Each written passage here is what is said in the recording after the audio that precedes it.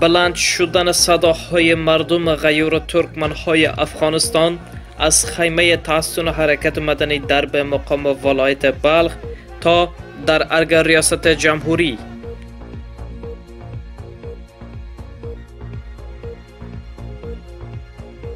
خانواده و برخی از خیمه دادخواهی برای آزاد شدن عبدالرؤف جان 9 ساله با پیام امرالله صالح معاون اول ریاست جمهوری به بلخ برگشتند.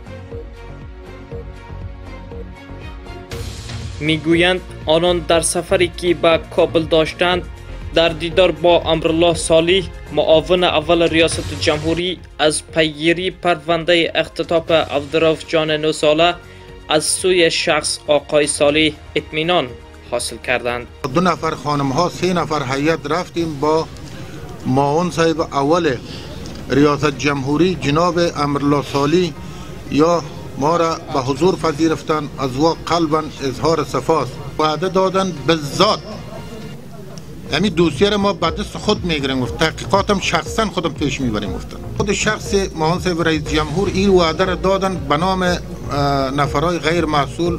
ما هیچ کس نمیمانیم. گفت کلگیش مجرم باشه دستگیر میکنیم. گفتن وعده دادن. خیمه تحسن ما اینجا برپا هست.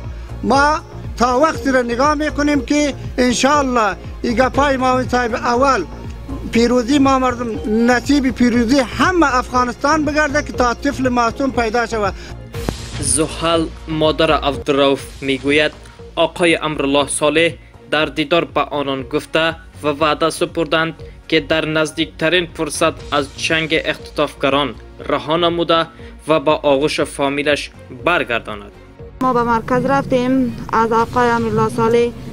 ما بسیار خوش شدیم. بسیار وعده های خوب بر ما داد. بسیار امیدواری های زیاد بر ما داد که ما به می تیزترین به می زودترین وقت ما عبدالرؤف جان پیدا میکنیم و به شما تسلیم میتیم.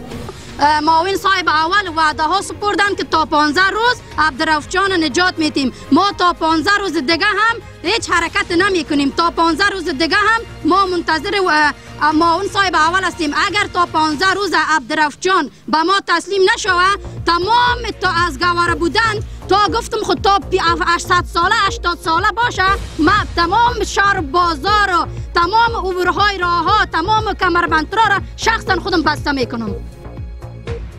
این معترضان میگویند قرار بود شرکت کنندگان این خیمه تحسن با برپای اعتراضات گسترده راه‌های عبور مرور بزرگ کشور را برای ترافیک مسدود کنند، اما به دلیل اطمینان امرالله صالح معاون اول ریاست جمهوری به رسیدگی پرونده از سوی خودش در دیدار با خانواده عبدالرؤف آنان گسترش اعتراضاتشان را متوقف نمودند.